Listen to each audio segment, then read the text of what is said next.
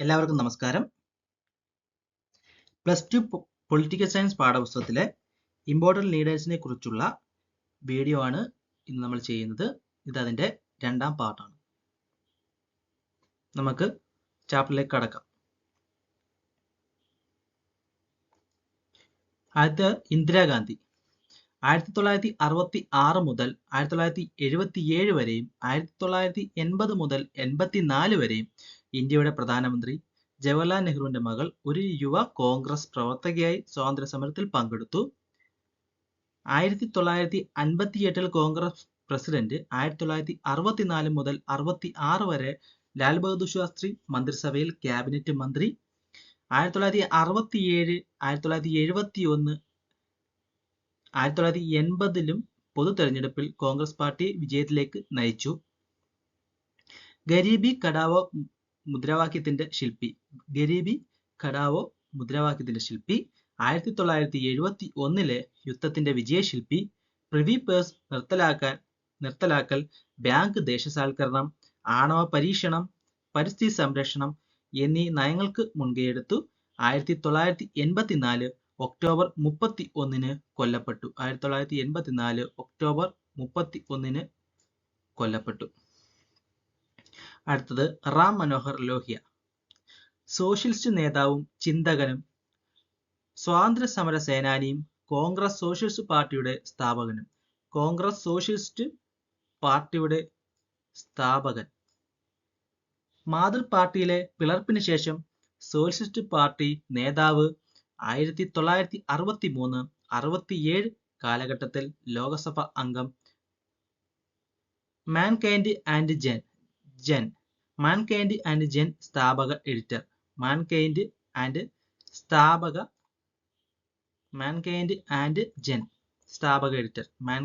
And gen സ്ഥാപക editor.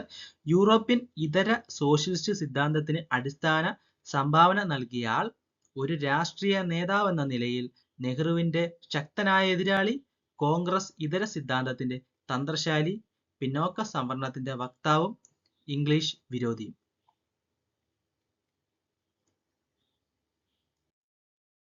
അടുത്തത് K Kamaraj. സ്വാതന്ത്ര്യ സമര സേനാനിയും കോൺഗ്രസ് പ്രസിഡന്റും മദ്രാസ് ഇപ്പോഴത്തെ തമിഴ്നാട് മുഖ്യമന്ത്രി. വിദ്യാഭ്യാസം ലഭിക്കാതെ കഷ്ടപ്പെട്ടു.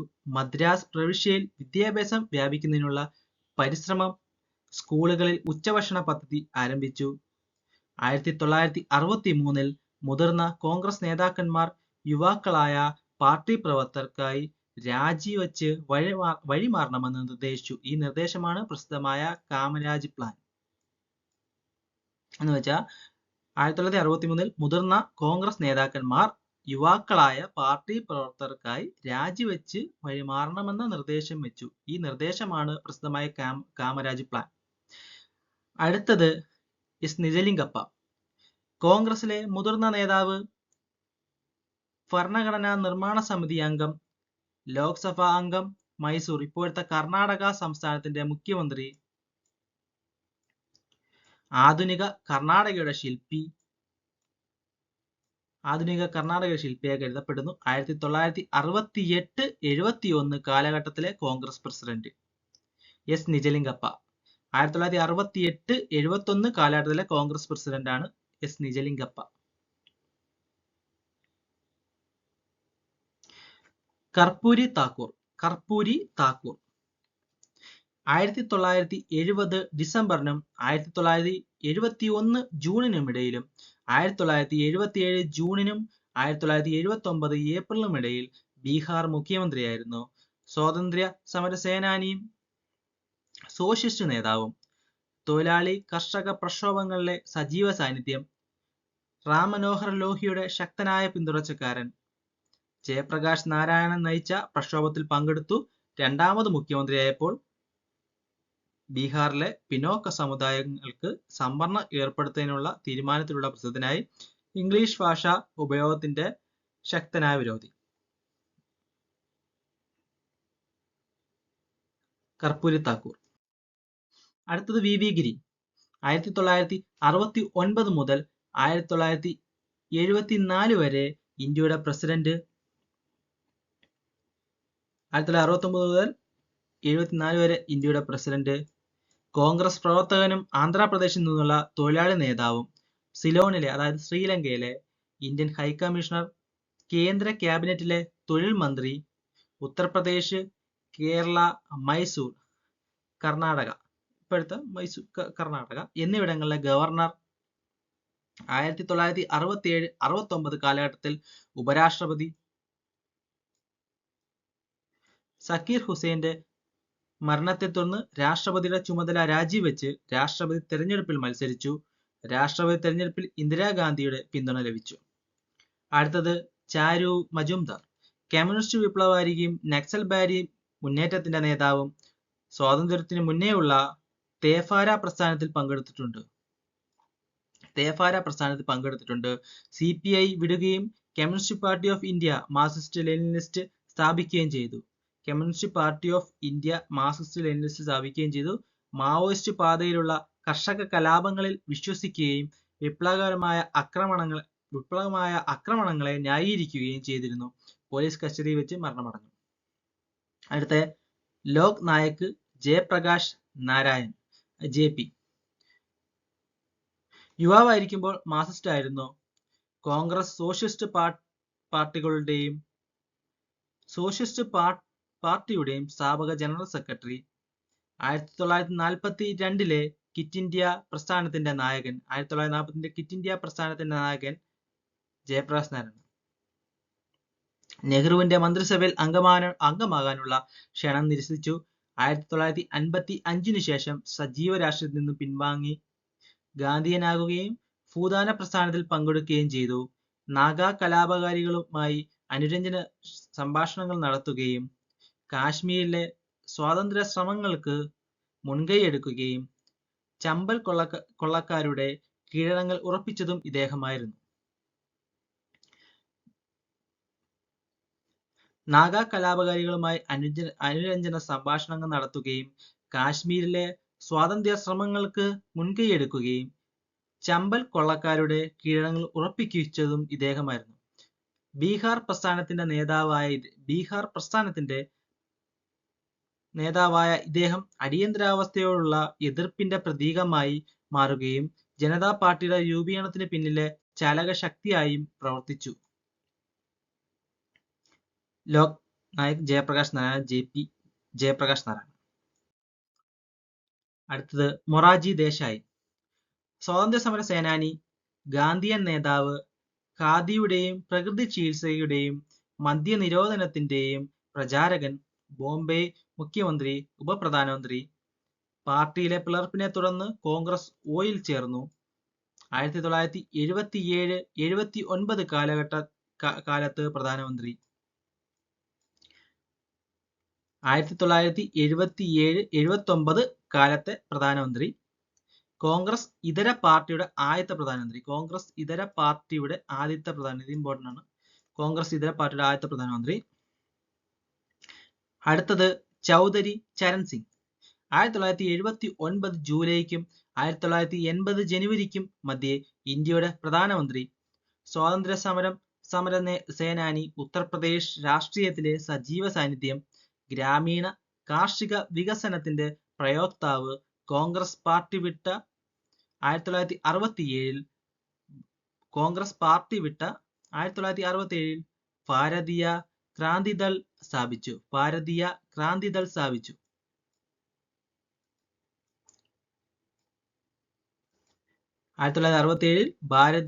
ക്രാന്തിദൾ സ്ഥാപിച്ചു. 2 തവണ ഉത്തർപ്രദേശ് മുഖ്യമന്ത്രി, പിന്നീട് ജനതാ പാർട്ടിയുടെ സ്ഥാപക നേതാക്കളിൽ ഒരാളും ഉപപ്രധാനമന്ത്രിയും ആഭ്യന്തര മന്ത്രിയും ലോക്ദളിന്റെ സ്ഥാപകനുമാണ്. ചൗധരി ചരൺ സിംഗ്. അടുത്തത് ജഗ്ജീവൻ റാം. ബീഹാറിൽ നിന്നുള്ള സ്വാതന്ത്ര്യ സമര സേനാനിയും കോൺഗ്രസ് നേതാവും. ഇന്ത്യയുടെ ഉപപ്രധാനമന്ത്രി, ഭരണഘടനാ നിർമ്മാണ സഭയിൽ അംഗം. 1952 മുതൽ മരണം വരെ പാർലമെന്റ് അംഗം. ആദ്യത്തെ മന്ത്രിസഭയിലെ തൊഴിൽ മന്ത്രിയാണ് ജഗ്ജീവൻ റാം. 1952 മുതൽ 1977 വരെയുള്ള വിവിധ മന്ത്രിസഭകളിൽ അംഗം, പണ്ഡിതനും വിവേകശാലിയുമായ ഭരണാധികാരി. അടുത്തത് ഇ.വി. രാമസ്വാമി നായിക്കർ. പെരിയാർ എന്നറിയപ്പെടുന്നത് ഇ.വി. രാമസ്വാമി നായിക്കറാണ്. നാസ്തിക ചിന്താഗതിയുടെ ശക്തനായ വക്താവായിരുന്നു. ദ്രാവിഡ സ്വത്വം വീണ്ടും ഉയർത്തിക്കൊണ്ടുവന്നതിലൂടെയും ജാതി വിരുദ്ധ സമരത്തിലൂടെയും പ്രസിദ്ധനായി. തുടക്കത്തിൽ കോൺഗ്രസ് പ്രവർത്തകൻ ആയിരുന്നു. 1925 സ്വാഭിമാന പ്രസ്ഥാനം ആരംഭിച്ചു. 1925 സ്വാഭിമാന പ്രസ്ഥാനം ആരംഭിച്ചത് ഇ.വി. രാമസ്വാമി നായിക്കറാണ്. ബ്രാഹ്മണ വിരുദ്ധ പ്രസ്ഥാനത്തിന് നേതൃത്വം നൽകി. ജസ്റ്റിസ് പാർട്ടിക്ക് വേണ്ടി പ്രവർത്തിക്കുകയും പിന്നീട് ദ്രാവിഡ കഴകം സ്ഥാപിക്കുകയും ചെയ്തു. ദ്രാവിഡ കഴകം സ്ഥാപിച്ചത് ഇ.വി. രാമസ്വാമി നായിക്കറാണ്.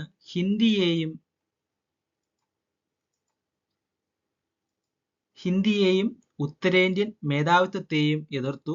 ഉത്തരേന്ത്യക്കാരും ബ്രാഹ്മണരും ആര്യന്മാരാണെന്ന സിദ്ധാന്തം മുന്നോട്ട് വെച്ചു.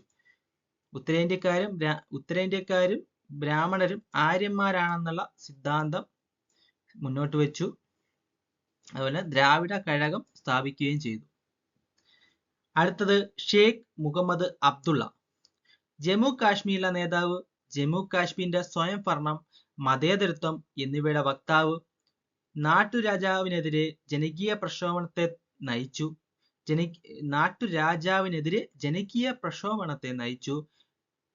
മതേതരമല്ലാത്ത സ്വഭാവത്തിന്റെ പേരിൽ പാകിസ്ഥാന് എതിരായിരുന്നു. നാഷണൽ കോൺഫറൻസിന്റെ നേതാവ്.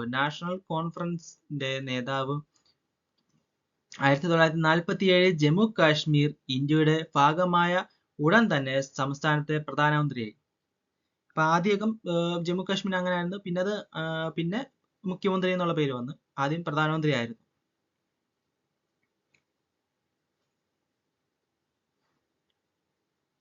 ആയിരത്തി 1953 മുതൽ 1964 വരെയും പിന്നീട് 1965 മുതൽ 68 വരെയും ഇന്ത്യ ഗവൺമെന്റ് അധികാരത്തിൽ നിന്നും പുറത്താക്കി അദ്ദേഹത്തെ ജയിലിലടച്ചു. 1974 ഇന്ദിരാഗാന്ധിയുമായി കരാറിൽ ഏർപ്പെട്ട ശേഷം വീണ്ടും സംസ്ഥാനത്തെ മുഖ്യമന്ത്രിയായി.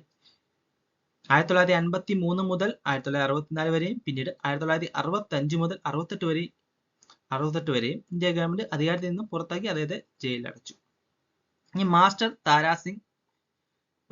പ്രമുഖ സിഖ് മത രാഷ്ട്രീയ നേതാവ്, ശിരോമണി ഗുരുദ്വാര പ്രബന്ധക് കമ്മിറ്റിയുടെ ആദ്യകാല നേതാവ്, അകാലി പ്രസ്ഥാനത്തിന്റെ നേതാവ്, സ്വാതന്ത്ര്യ സമരത്തെ പിന്തുണയ്ക്കുകയും എന്നാൽ മുസ്ലിങ്ങളുമായി മാത്രം ചർച്ച നടത്തുന്ന കോൺഗ്രസ് സമീപനത്തെ എതിർക്കുകയും ചെയ്തു. സ്വാതന്ത്ര്യത്തിനു ശേഷം പ്രത്യേക പഞ്ചാബ് സംസ്ഥാന രൂപീകരണത്തിന്റെ ഏറ്റവും മുതിർന്ന വക്താവായിരുന്നു മാസ്റ്റർ താരാ സിംഗ്.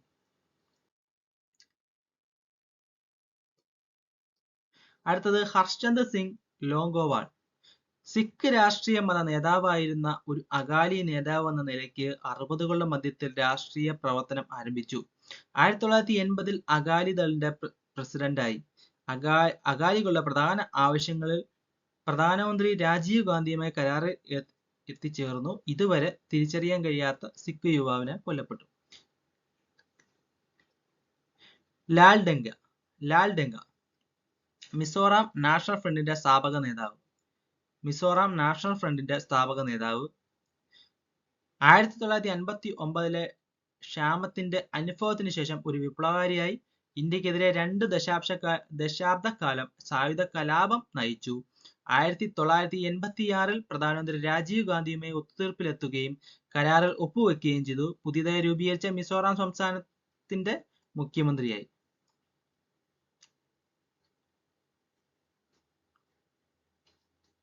അങ്കാമി സാഫു ഫിസോ.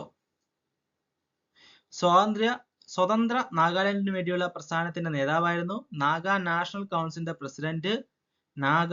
നാഷണൽ കൗൺസിലിന്റെ പ്രസിഡന്റ്. ഇന്ത്യക്കെതിരെ ഒരു സായുധ കലാപത്തിന് തുടക്കം കുറിച്ചു.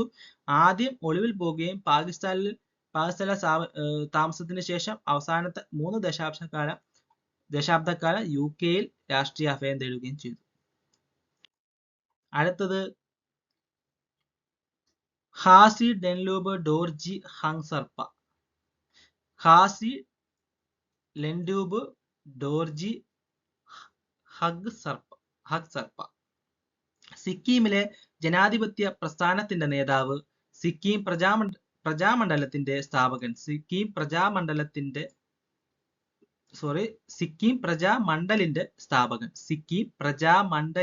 സ്ഥാപകൻ.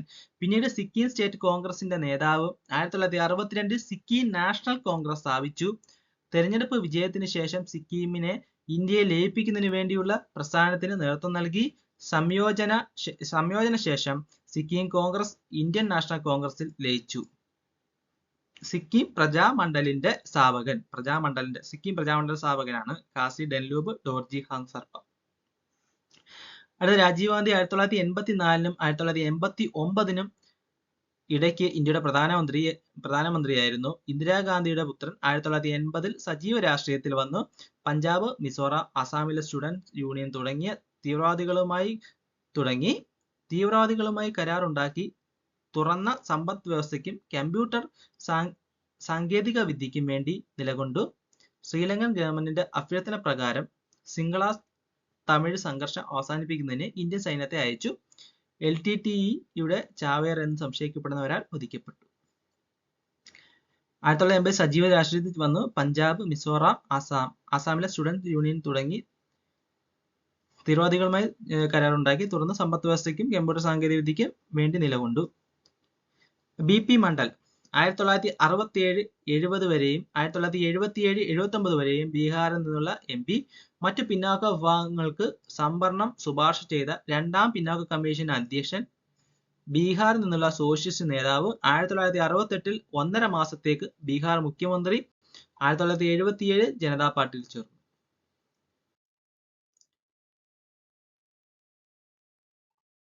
അടുത്ത കാൻഷിറാം. പിന്നോക്ക വിഭാഗ ശാക്തീകരണത്തിന്റെ ഉപജ്ഞാതാവ്.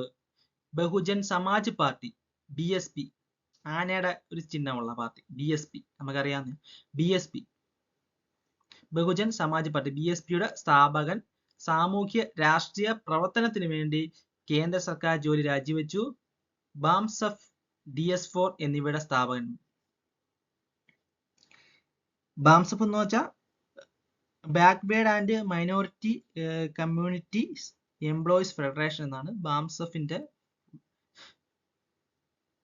Backward and minority communities employees federation. DS4 എന്ന് വെച്ചാൽ ദളിത് ശോഷിക് സമാജ് സംഘർഷ് സമിതി. അത് ബാംസഫ് DS4 എന്നിവയുടെ സ്ഥാപകനാണ്. 1984 BSP സ്ഥാപിച്ചു. 1984 BSP സ്ഥാപിച്ചു. സൂക്ഷ്മ ബുദ്ധിയുള്ള രാഷ്ട്രീയ തന്ത്രജ്ഞൻ. രാഷ്ട്രീയ അധികാരത്തെ സാമൂഹിക സമത്വം കൈവരിക്കുന്നതിനുള്ള ഉപാധിയായി അദ്ദേഹം കരുതി. ഉത്തരേന്ത്യൻ സംസ്ഥാനങ്ങളെ ദളിതരുടെ ഉയർത്തെഴുന്നേൽപ്പിന്റെ ബഹുമതി അദ്ദേഹത്തിനുള്ളതാണ്. ഇതാണ് ആ പാഠഭാഗത്തിലെ ഇമ്പോർട്ടന്റ് ആയിട്ടുള്ള കോളങ്ങളിൽ കൊടുത്തിട്ടുള്ളത്, ഇമ്പോർട്ടന്റ് ആയിട്ടുള്ള ലീഡേഴ്സ്. പക്ഷെ ഇതിപ്പോ രണ്ടാമത്തെ പാർട്ടാണ്. ഇനി നമ്മൾ ഓരോ പാഠഭാഗം എടുത്ത് അതിന്റെ ഓരോ ലൈൻ വൈസ് വീഡിയോ ചെയ്യുന്നതാണ്. ഇത് ഇമ്പോർട്ടന്റ് ആയിട്ടുള്ള ലീഡേഴ്സ് ആണ്. ജസ്റ്റ് ഒന്ന് നോക്കി വെച്ചേക്കാൻ വേണ്ടിയിട്ടാണ് ഇട്ടത്. ഇതിൽ നിന്നും ക്വസ്റ്റ്യനുകളൊക്കെ വരാം, ചോദിച്ചിട്ടുമുണ്ട് ഇതിനകത്തുള്ള ക്വസ്റ്റ്യനുകൾ. ഇനി അടുത്ത ഇത് മുതൽ നമ്മൾ ഓരോ ചാപ്റ്റർ വൈസ് അതിന്റെ ക്വസ്റ്റ്യൻസ് എല്ലാം ഡിസ്കസ് ചെയ്യുന്നതായിരിക്കും. അപ്പൊ എൻ്റെ വീഡിയോ സപ്പോർട്ട് ചെയ്ത എല്ലാവർക്കും, അതുപോലെ തന്നെ വീഡിയോസ് കാണുകയും ലൈക്ക് ഒക്കെ ചെയ്ത എല്ലാവർക്കും താങ്ക് യു. തുടർന്നും വീഡിയോസ് ഒക്കെ സപ്പോർട്ട് ചെയ്യുക. നിങ്ങൾക്ക് ഇത് ഉപകാരപ്രദമാവുകയാണെങ്കിൽ എൻ്റെ ചാനൽ ഒന്ന് സബ്സ്ക്രൈബ് ചെയ്യുക. Thank you.